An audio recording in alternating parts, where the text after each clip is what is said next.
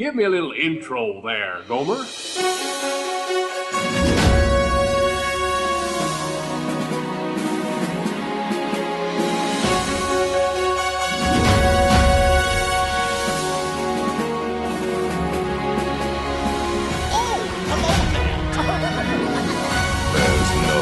turning back now. Let's put on the show. You're listening to episode number 85 of the Station 71 podcast. My name is Mario, and this week I'm joined by my co-host, Brian. It's weird not having the and or anyone following me this time. Yeah, it's so weird when we do these just by ourselves because I never know if we should do our standard go about this. But yeah, so it's just us this week. We're gonna do a history episode, and we're gonna talk about the history of the Tiki Room. But first, as always, let's dive into some Walt Disney World news.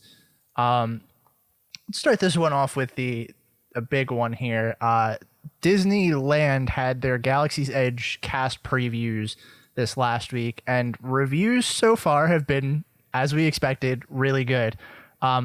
I'm going to link this article in our show notes as well because it goes into details about the food, the actual land experience, Smuggler's Run, the merchandise, entertainment, and then their overall impression. But I wanted to talk about at least the overall impression because they make a very good point to say that this is a very hard land to compare to Harry Potter, specifically because they're both from films, but they had a very wonderful experience and everything that they expected was fulfilled. The interesting thing that let me see if I can find that sentence. Yeah, it's right here. So it's the next one. It says, to a lesser extent, Pandora gives you some of this. Batuu and Black Spire Outpost are a new place with defined roots in the Star Wars universe. So I think that's really interesting that they make it a point to remind us, one, this is a new place that's expanding on the Star Wars lore, and that we should really be excited about that because it's something new. And I don't know, just reading someone else's thoughts on this land has me really excited for Galaxy's Edge. Yeah, I was going to say when you were saying, it's hard to compare it to, Harry Potter at Universal. The Harry Potter universe is kind of a neat, tidy, self-contained fictional universe, whereas Star Wars is, very branching, and every movie that comes out, it's creating multiple new locations. So yeah, it's kind of hard to, with Harry Potter, you directly say, oh, I remember that from the movie. I remember this exact same thing from that movie. This, location looks exactly like it's supposed to in the movie. Whereas with this one, it's kind of well, it's got the Star Wars flavor, the Star Wars storytelling, but really the locale is completely new. Yeah, and I don't know if we've talked about this on here, but I know they've been really trying to work Batuu and Black Spire Outpost into the Star Wars lore because they've been releasing comics that are themed to Galaxy's Edge to kind of expand on that. And I love that Disney's really leaning into it. Yeah, because they can do so much with just creating a new place and then building on it and making this a part of Star Wars lore that's a permanent fixture for any Star Wars fan. Mm-hmm. That's definitely the right move to make. Yeah. So next up, we've got some holiday decor and entertainment coming to all of Animal Kingdom's lands in 2019. It's very exciting because I feel like this is one of the parks that they just added Pandora. They've gotten a little bit more settled, and this is where they need to start focusing on the seasonal entertainment. But it looks like we're going to be seeing some new holiday shows. There's going to be some decorations, and I believe there was even special holiday outfits for the Dino Land characters. Yeah, I think that was right. But yeah, I'm excited. I love holiday decor at Disney. This.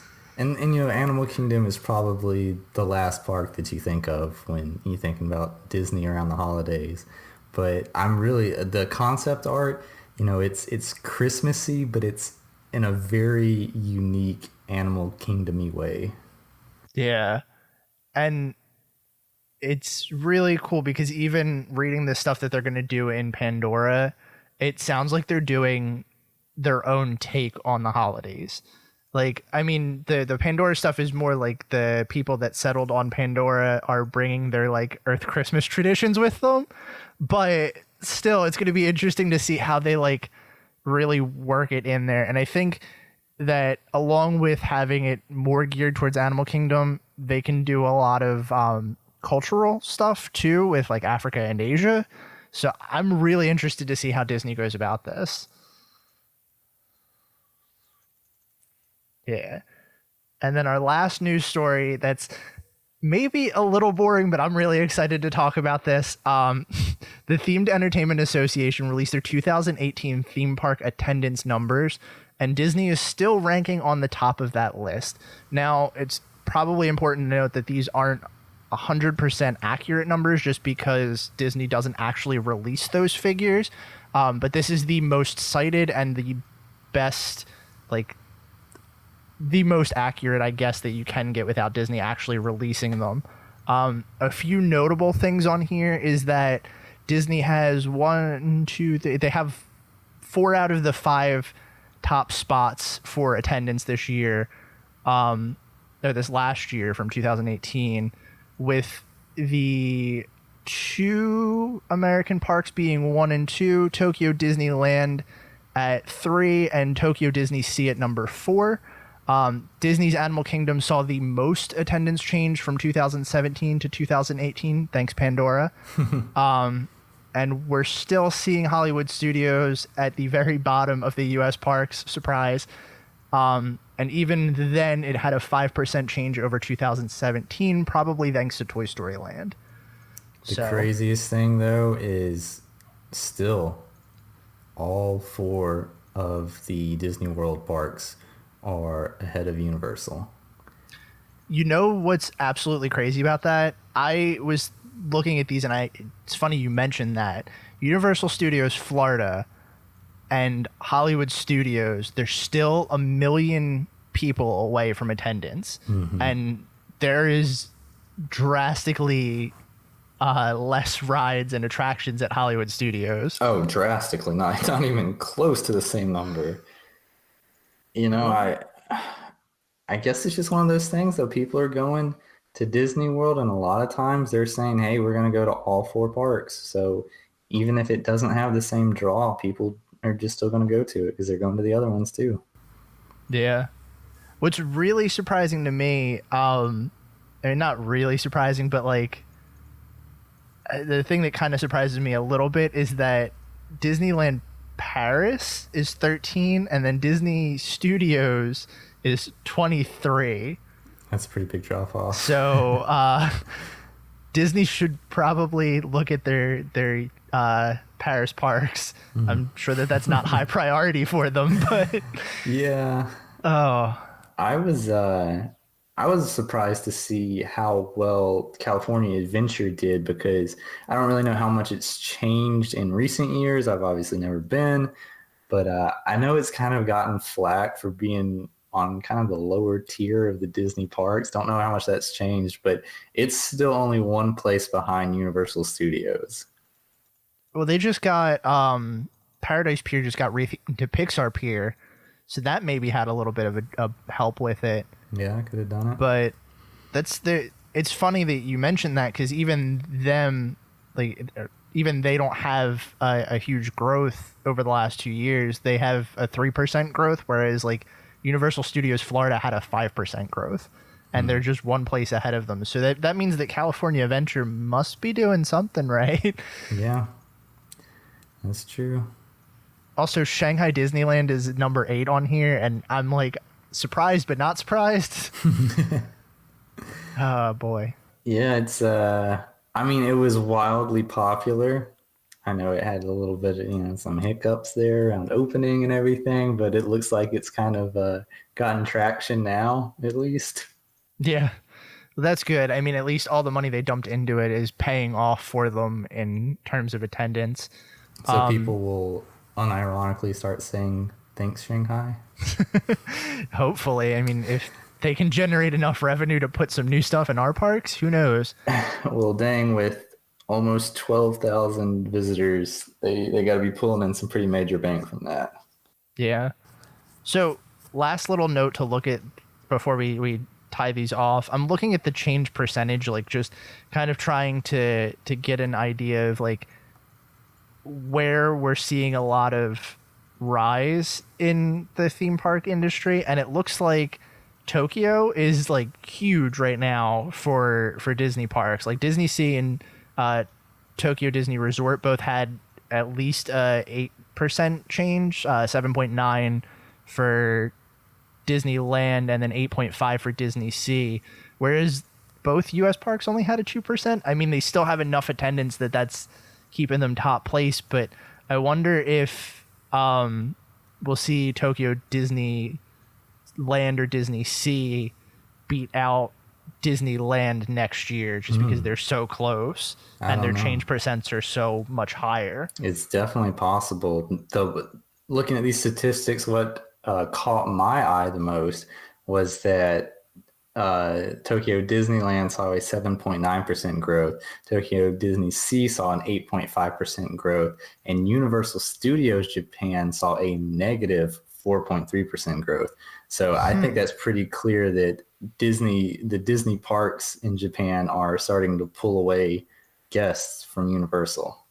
Yeah, that's very true. And those are some of the most well-regarded parks too. Like Disney Sea is that one that, everyone wants to go to. Yeah. So And I don't know. Especially looking at this in total, that was only one of 3 parks in the top 25 that saw negative attendance growth this past year. So it should go to show that people are going to theme parks more and more. When you're losing numbers, it's got to be because of competition or some other factor. Yeah, and to hit on your point too, the bottom of this chart, it says there's the top 25 amusement and theme park worldwide attendance growth percent is up 3.3% from last year too. So theme parks are thriving in these last couple years. That's for sure. Yeah. So speaking of theme parks, you ready to dive into a history episode this week? I am very ready for this one. This is one that's definitely a favorite of mine. Has, I think, a really good story behind it too. So yeah. I'm really excited.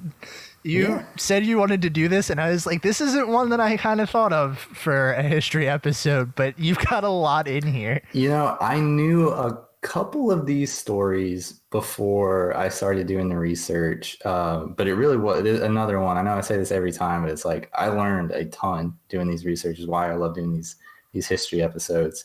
And I know on the podcast I've said before that I always thought that It's a Small World was probably the most influential Disney attraction that had ever come along. And honestly, I might have to change that to the Tiki Room after doing this research. Interesting. I can't wait to see why you're saying that. Well, I guess I'll jump into it then. I'll begin this story in the late 1950s, and not actually within the parks. This was not too long after Disneyland had opened in Anaheim in 1955, and Walt was on vacation to New Orleans. He obviously enjoyed this city a lot. You can see it in him bringing New Orleans Square into Disneyland and a lot of the influence that he had throughout the parks. But he was on vacation here. And fun fact is that before he had settled on putting Disney World in Orlando, he had originally planned on opening his East Coast version of Disneyland in New Orleans. He ended up apparently backing out of that because of some issues he had with lawmakers around the area, whereas in Orlando they were willing to cut Walt a lot of incentives and everything in order to bring them in. He said that the lawmakers in New Orleans constantly had their hand out wanting more from him. So that is apparently one of the main factors that drove him away from the city, because he really, really enjoyed the city and wanted to build the park there. But on this trip, Walt decided to visit an antique store in the middle of the city. And thereupon he came across a treasure that would change the course of Disney parks and, in my opinion, the company as a whole from there on out. It was a golden cage that held a stuffed mechanical bird, and it had a wind-up key on it, and when it was activated, the bird would turn its head and flap its wings and tails, and it whistled in cue with the movements. And I figure, a lot of people might see this and say, oh, that's pretty cool, and leave it, or they might see it and think it was cool enough for them to buy it and put it on, like somewhere in their house for people to see. But Walt decided to buy it, and he brought it back to Anaheim, gave it to his Imagineers immediately, and said, take this thing apart and figure out how it works, because we're going to do this better. Oh, that's funny. So anyways, he had his Imagineers take the bird apart and start working on it. And what he told them was that he wanted them to be able to better make the bird's beak move along with, or make it more sync up with an audio track. So he had them take it apart, figure out how it worked, and then, create the better one. And what they ended up doing was they took an audio track that was of a bird whistling and making chirps and other bird noises, and they embedded magnetic tape within it, so that as the audio track turned, the magnetic pieces in the tape would cue different movements and actions in the bird, so that they knew that every time this was played, the audio and the movements would be perfectly synced up. So, oh, go ahead. No, I was gonna say that's one of those things that, like, hearing you talk about it, it sounds so fascinating, but it's probably something that we really take for granted. It really is. And, nowadays it seems like such, old technology, but in a way, it's a, at least compared to now, a relatively simple way of syncing up a track like that. But I mean, like, that's pretty impressive to have come up with that back then. Right. Mm-hmm. But so Walt was extremely happy with how it came out. And my biggest takeaway from hearing this story and listening to the quotes that he had on it was that he had been doing 2D animation in his studio for years and had constantly, been pushing the bounds of it with, different techniques like the multiplane camera and everything. And when he gave this task to his Imagineers, he considered this as 3D animation. He thought about it along the same lines as their 2D animation. And I really think that is kind of what has driven the success of this so much, about the use of these audio animatronics, because just like he was using the new techniques in 2D animation to not just make a more visually appealing cartoon for viewers to look at, he was using the techniques to better convey a story and to make his characters more lifelike and more relatable.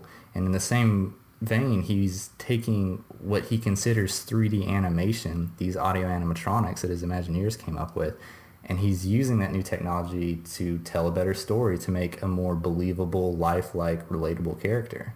So, to quote Walt, we created a new type of animation, so we had to invent a new name for it, and thus the phrase audio animatronics was born. So, in the late 50s, Disneyland was experiencing growing attendance. We've talked about this before in some of our other episodes. It didn't get off to the greatest of starts, but it quickly picked up steam, and, guest visitation grew exponentially, and it became very quickly apparent that expansions to the park were going to have to be made in order to keep up with the growing demand of the guests. Also, Walt was very excited about this new audio animatronic technology that they'd come up with, and was really looking for ways to incorporate it into the park. So along with the growing guests, one of the first things that the Imagineers wanted to do was actually make an expansion to Main Street. So they had planned on having a secondary side street coming off of Main Street that would feature like a Chinese area of the park. And Walt's first idea was actually a Chinese restaurant that would go into this planned expansion. And to quote him, he said, "I want to have a Chinese restaurant at the park. Out in the lobby will be an old Chinese fellow like Confucius, not an actor, but a figure. And customers will ask him questions and he'll reply with words of wisdom." He was obviously very adamant about pushing the bounds of this new audio animatronic technology as quickly as possible. But the Imagineers kind of, reined it back in and said, hey, this is going to be a lot to try to do a human character with pretty much our first actual go around with this. So they decided to table that idea and look for other ways to incorporate it into the park. I do think this is kind of interesting because it was only a few years later that the same Imagineers ended up creating the Great Moments with Mr. Lincoln attraction for the World's Fair, which has, still to this day, one of the best human audio animatronics that's been made. If only they could have the foresight to see that one coming. If only. But at the same time, around the park, the Imagineers were trying to expand Adventureland too. In the late 50s and early 60s, the only thing in Adventureland was the Jungle Cruise and a couple of shops, including the bazaar. So there wasn't really, obviously the Jungle Cruise is a pretty popular ride and still is today, but there wasn't much else to kind of keep guests in that section of the park. So a couple of different Imagineers started pitching different ideas, and I'm going to say I've heard this story here, and it's been attributed to different Imagineers.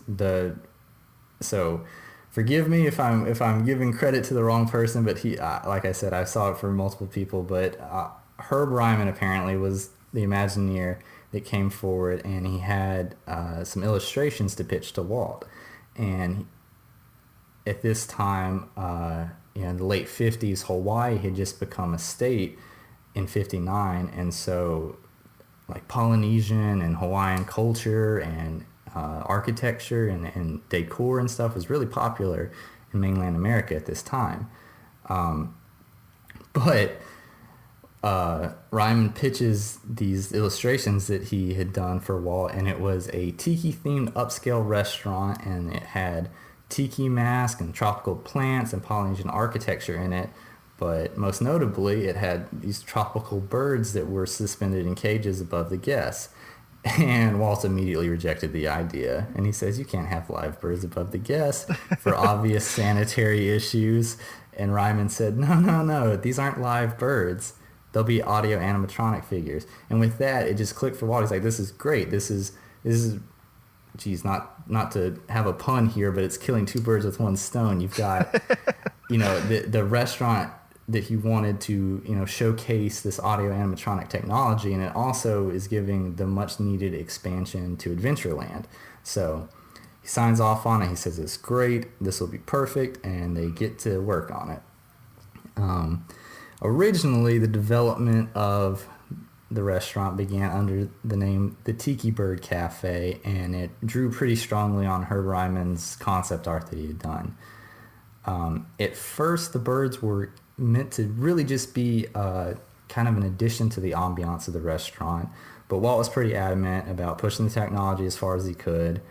And since this was going to be pretty much the world's introduction to audio animatronics, he decided, well, maybe we should do this a little bit more focused on the audio animatronics. So with the plan starting out with the birds simply chirping in the background, they then moved to having them kind of chirp along together, and then to them singing, and then finally to them doing this entire musical number together. So with that, they began working on the actual design of what the birds would look like. Walt wanted them to be unique and colorful, and he really wanted them to grab guest attention. I know I'm trying to drive the point home, but Walt was very, very, it was important to him that this was, the best showcase of this new technology as possible. He told his Imagineers, the show doesn't have to be a natural history museum, so let's have some fun with it. And the first person that was in charge of these designs was Raleigh Crump.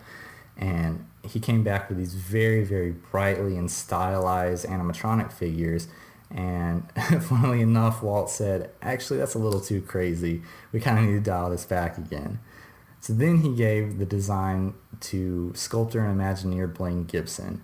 And Gibson came back with much more realistic designs, but they also featured enough characterization in the face to allow the Imagineers to donate different expressions and make them a little bit more lifelike and able to, connect with the guests better.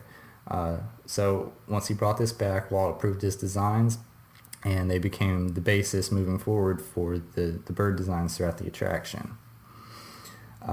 Mark Davis also joined the team at this point. Very, very important Imagineer in Disney history. And this was actually his first Imagineering assignment at the company.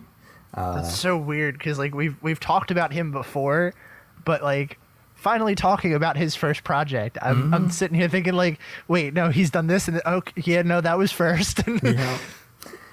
And so he was in charge of coming up with some of the minor bird characters, and he also did the singing flowers and the talking totems. So it's fun. It's this was his first go around, but he had a very, very large impact on the design of this attraction. Yeah, I'll say. Imagineer Harriet Burns was in charge of the actual creation of the figures, and I did not know this. She used, and in the attraction to this day, still uses real bird feathers in the designs. And the interesting thing that she did was she built the feathers, or I shouldn't say built, she placed the feathers onto the birds in such a way that it created this layered texture so that as the birds moved and stretched, the feathers wouldn't expose any of the mechanics underneath it, and they look more like real birds. As time went on, the working title of the attraction changed to Legends of the Enchanted Tiki. Now with the bird designs decided upon, the next step in the process was to create the songs that they would sing, and Walt turned to none other than the Sherman Brothers for this effort. They actually took a calypso beat that they had made in a documentary on the making of the Swiss Family Robinson movie, and they wrote new lyrics for it, and that is what became the Tiki Room theme song. And after pitching the design to Walt, he loved it so much, apparently made absolutely no changes to it, and decided to name the attraction the Enchanted Tiki Room. After pitching this idea to Walt, the brothers also suggested having one colorful parrot that would serve as the MC of the attraction, and Walt thought, that's a great idea, but instead of one, why don't we do 4? And he decided to have 4 separate MCs, which became a pretty notable part of the attraction.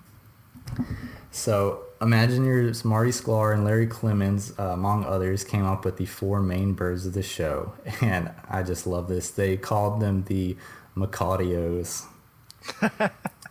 Oh man, you gotta love a good pun.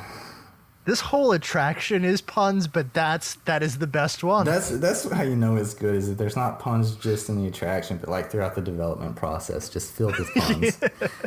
I would have loved to be in the design room for that, and then seriously calling them the McAudios. I wonder, it had to eventually get old, right? I mean, after months and months of development, it's just call them the birds. Just imagining every time that comes up, Marty Sklar just chuckling a little bit.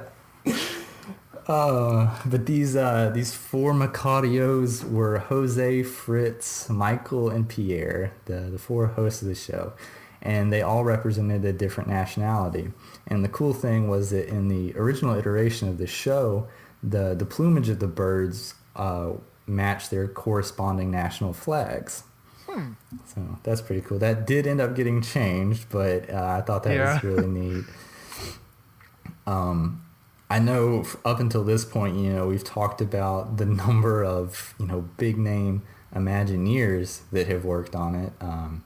But after that was done, the design was done, the Imagineers had to start looking at who was going to actually record the voices for these, and as big as the Imagineer names were, the vocal recordists are probably just as big for, any big Disney fans. Wally Bogue voiced Jose, Thurl Ravencroft did Fritz, Fulton Burley did Michael, and Ernie Newman did Pierre. A lot of these guys had vocal talents used in a number of the other attractions, different Disney shows and everything. So Disney was really, bringing his big hitters to this. He knew, they had success in other areas and that this was going to be continued success here. Not to derail this a little bit, but the more we do these history episodes, the more we dive in and see these names, it makes it it really puts into perspective that the team behind a lot of these Disney things wasn't really that big. No, it really wasn't. A very select few people that were immensely talented at what they were doing. And it's until I started doing a lot of these history episodes, I don't think I'd ever heard Thurl's Ravencroft name before. And now I feel like it's every time we do one of these episodes, he's in some way involved in one of these. That was going to be my next question is there an attraction from classic Disney stuff that he's not involved in? I don't think so, man. Walt clearly was impressed by his talents.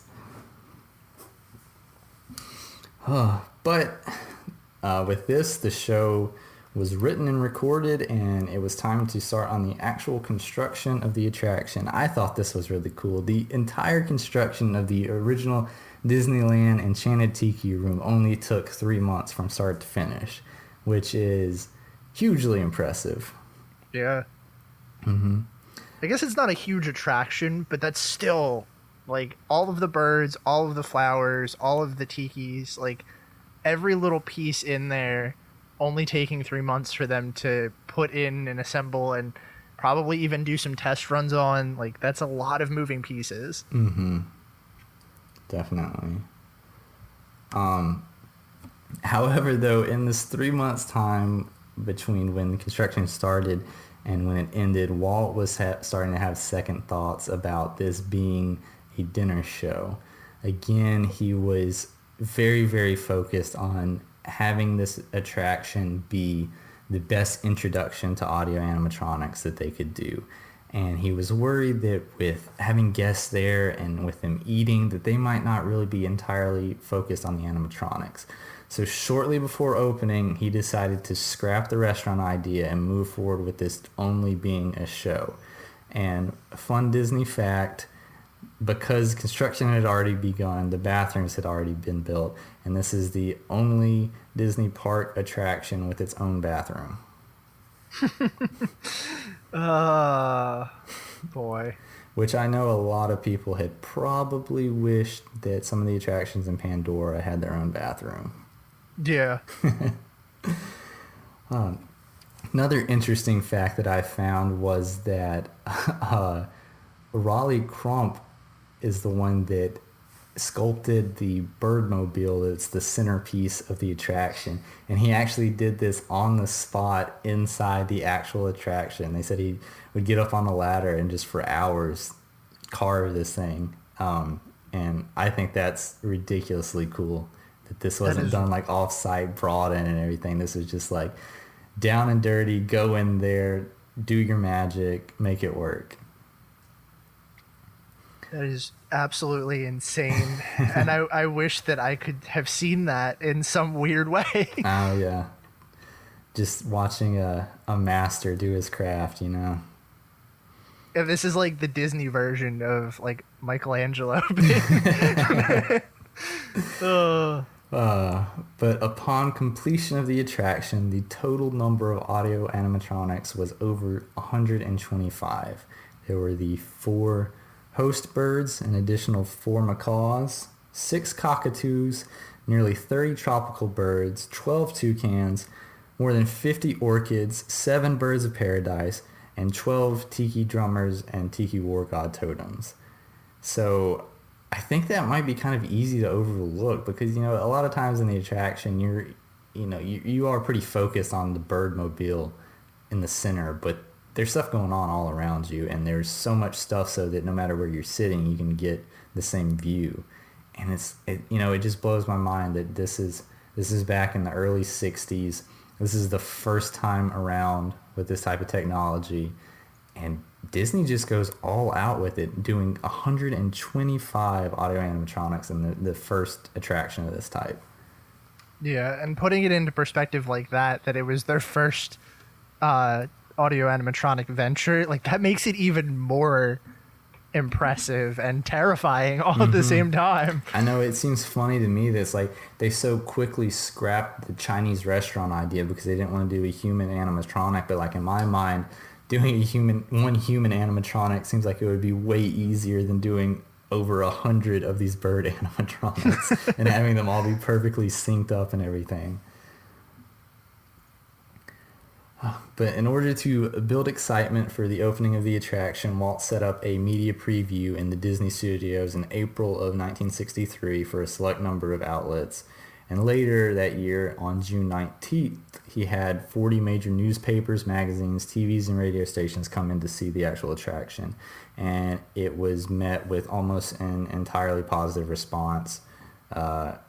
Disney obviously knocked it out of the park with this. And just a few short days later, on June 23rd, 1963, the attraction opened. Cool fact is that at this point in time, WED, which was Walt's Imagineering company, for those that don't know, was actually a completely separate entity from the Disney company. So unlike all the other attractions at Disneyland, WED was the owner of the Tiki Room, not the Disney company. And because of this, the Tiki Room did not use the standard A through E tickets that got guests on other attractions. If you wanted to go on the Tiki Room when it first opened, you had to pay 75 cents for a separate ticket that was only good for it. Wow. So yeah, that's another interesting thing, and one that we should probably dive into at some point is kind of the weird tension between Disney and his own company at this point, which caused him to break off into WED. Yeah, that is one we probably should add to our list. So moving forward, the attraction was pretty much immediately loved by guests, and it got a good following not long after its opening. In 1964, United Airlines picked up the sponsorship for this attraction, much like they did at numerous other attractions across the park, and their sponsorship lasted until 1973. And 73 is when Dole actually took over the sponsorship, and from then until this day, Dole has been the sponsor of the Enchanted Tiki Room. So I don't know offhand, but I would have to think that that's been the longest running consistent sponsorship at a Disney park. I would imagine, yeah, probably. I mean, unless the only thing that could be is if something else in Disneyland did, or if 2 years before somebody else in Disney World sponsored something that's lasted this long, because none of the other parks have even been open that long. Yeah, that's very true. So outside of the original attraction, Imagineers included what they dubbed a Barker bird, and this was another animatronic parrot named Juan, whose sole job was to draw guests into the attraction. And he would call out to the guests, "Amigos, Romans, and Disneylanders, stop walking while I'm squawking. Walt Disney's Enchanted Tiki Room is Disney entertainment at its most exciting, best kind. Since the show is on the inside, not the outside, that would be silly. So come in, sit down on your feather dusters. Those amazing birds sing, they chant, they whistle, they croon." And then after he would sing a couple bars, the Barker bird would say, "What did you expect? To be in a boys' choir?" I wish that they kept the Barker birds in the parks. I definitely do. I think it would have been a very, very cool touch to have. But the fact was that the Barker bird was so wildly successful that traffic jams would form throughout Adventureland because guests were just stopping to watch him because they enjoyed it so much. So the Imagineers eventually decided that even though this was such a beloved animatronic character, we really need to take it out because people can't walk around the parks properly. So, with the success of the Disneyland version of the attraction, Disney World opened its gates in 1971 with its version of the Tiki Room, which they originally called Tropical Serenade. The attraction itself was almost completely a copy of the Anaheim version, the only difference being the pre-show, while guests waited in line with the 2 additional animatronic birds. In '83, Tokyo Disneyland opened up its version of the attraction, which was an exact copy of the one in Florida, only with it being dubbed in Japanese instead of English. This was a really cool thing that I came across. Over the years, the attraction, has had really extensive care paid to the animatronic figures. They're dusted weekly. Each of the white plumed birds on the Birdmobile has an exact double, and those are rotated out every 6 months so that they can be cleaned and retweaked, and anything that needs to be fixed on and fixed. And according to a 1988 report, the maintenance on the characters is not very easy at all. Any refurbishment that is done on the birds themselves is handled only by a professional taxidermist, which again goes back to the fact that they're still using real feathers for the birds. Wow, that's crazy. I never would have thought that would have been like the intricate attraction. Yeah, I thought that was that was pretty interesting. And I came across this. This seems like a ridiculous number, but I'm gonna put it on here because it was on D23's website. I'm gonna say that, so I trust them to be pretty accurate on this stuff. According to this 1988 report, it took on average 40 hours for a taxidermist to replace each feather on one of these birds. Wow. Yeah. So, over the years, the Tiki Room had seen a lot of, pretty consistent attendance to it. In 1996, the Disneyland version received its first major update, and I thought this was really interesting. From its opening in '63 until 1996, it was still using the same analog technology that had been used from the beginning to control the animatronics. And the only thing that they changed in '96 was to update it to a digital format. So it's pretty wow. It's pretty cool how long they were able to use that pretty ancient technology by at least that time standards to control these things. Wow. That's crazy. And I mean, it shows that they stand the test of time and that it's really, truly a classic. Definitely. So Disneyland's version of the Tiki Room had been really, really popular pretty much, from its opening. However, the other versions of the attractions weren't doing quite so hot. There were dwindling attendance numbers in Magic Kingdom and in Tokyo, and this caused Imagineers to decide to overhaul both of these attractions. This is when we're going to get into the sad part of this. In 1997, Tropical Serenade closed down and was replaced in 1998 with the absolute worst I don't know. Between this and Journey into Imagination, they're racing each other to the bottom. But in 1998, Disney World opened the Enchanted Tiki Room under new management. And this version of the attraction featured Iago from Aladdin and Zazu from The Lion King as the new owners of the show. They attempted to bring in more modern music for a new audience and summon a tiki god, which resulted in Iago being banished and returning later in a charred, bruised state. Keep that in mind because it's going to have a funny, ironic twist that comes up later. But yeah, I was doing this. I've talked on here before about how much I hated this overhaul of the attraction. And you saw this in person, right? I saw this in person. Obviously, this was like years ago. Right. This was like my first experience with the Tiki Room. And I'm so glad that I didn't let that sit with me because, like, looking back on it, this was really bad. Oh, man. It's one of those things where you look back and I'm like, was it really as bad as I thought it was? And before this episode, I was like, you know what? I'm being kind of harsh to it. I'm going to go back and rewatch it again. And it's every bit as horrible as I remembered it, if not more. Like, it's the funny thing to me is that watching it again, it's like kind of the storyline is that Iago takes it over, and Iago wants to. It's like it's very tongue-in-cheek, meta, like reference to the attraction itself, because Iago's like, we want to update the attraction because it's been the same since 1963, and Zazu's like, you can't make changes to the Tiki Room, and it's like, oh, it's just so frustrating because. Like, because it knows it's bad. Yeah, it's like, this is happening in front of our eyes. You're commenting about it. And it's like, yeah, you shouldn't have done anything with it. You're just stating it in the actual attraction. At this, or shortly after this, Tokyo's version got their overhaul too. And this honestly might have been even worse.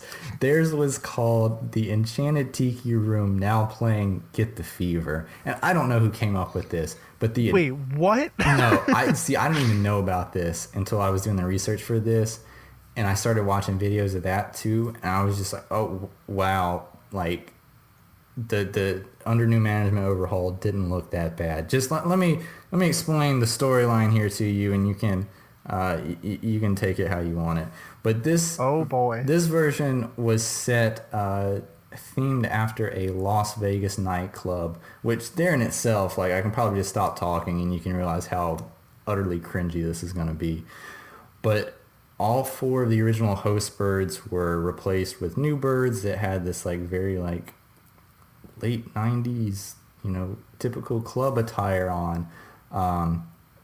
And it didn't do so hot. Along the same lines, they're trying to summon a tiki god, and just a number of cringy songs. Again, just very, very far away of what the original concept of the Tiki Room was supposed to be.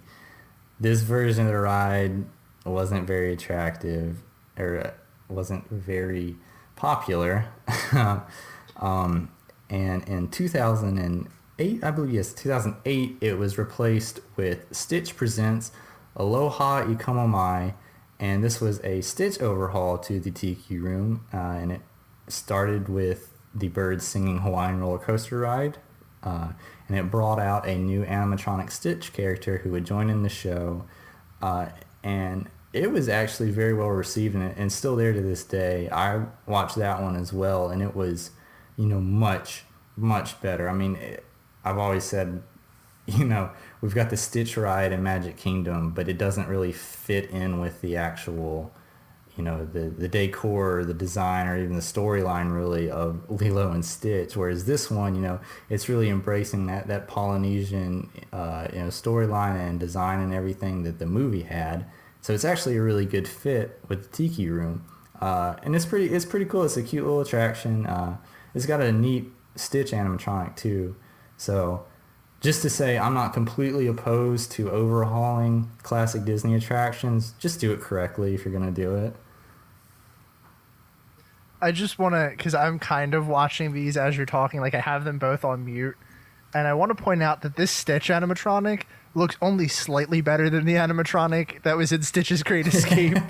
So that's saying something for one. Yeah, but he's got a little ukulele, right? So it kind of and a adds Hawaiian some charm shirt. to it. Yeah, so it's like the charm is there. It's not always about how technically impressive it is. If it's got the charm of the attraction, it's good in my book.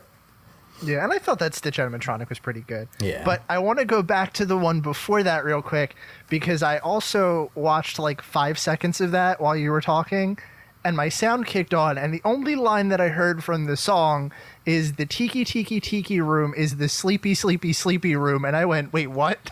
Yeah, it was like they were bashing the attraction that they were doing. I feel like every time they've updated the Tiki Room, it's been like in spite of the Tiki Room. Exactly.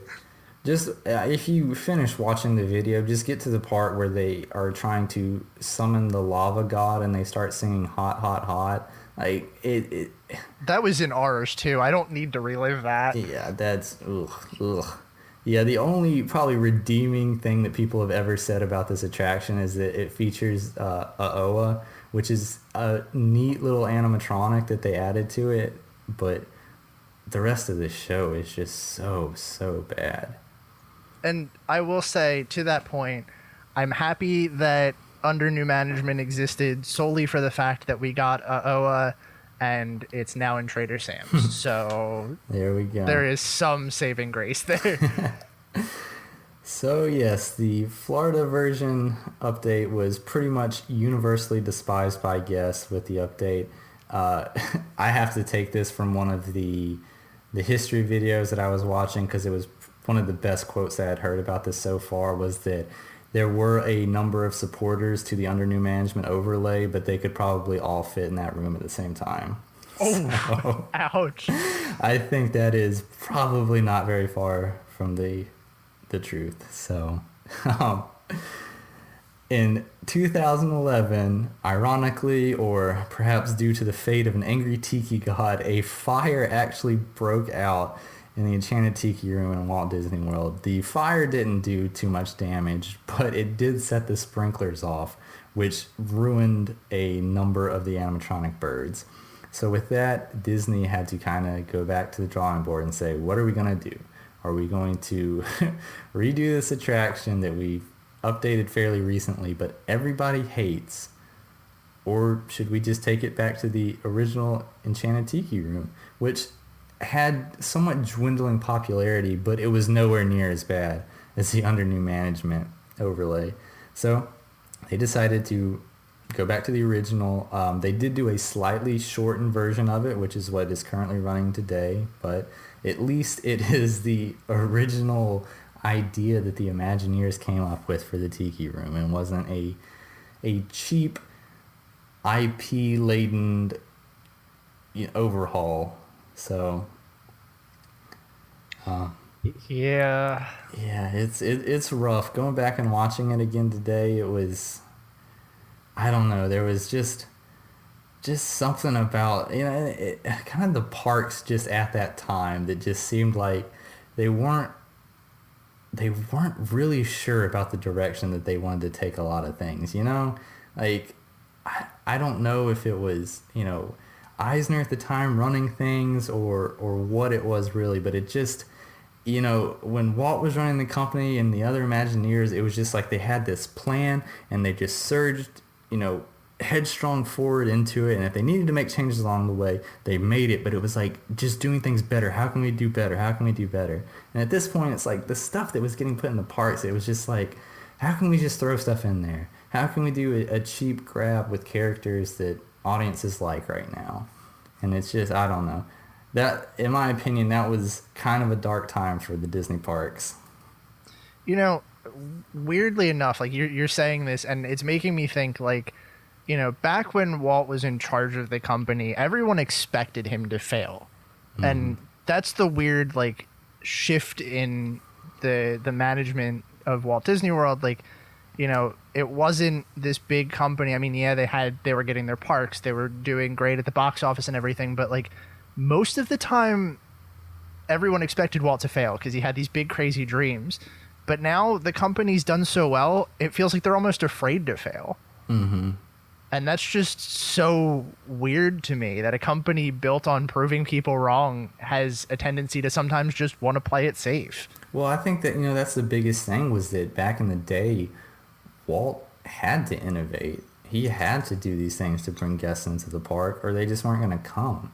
Nowadays, I feel like Disney World and the other Disney parks are just like such a staple of like family vacationing, that people are going to come, and you don't have to constantly be pushing the bounds to be successful now. I mean, in a lot of ways, I think they still are. I mean, I think Pandora is a great example. There's multiple things across the parks that have been coming out, but it's like, yeah, you do see a lot. They don't have to, so maybe they're not pushing as hard. Right.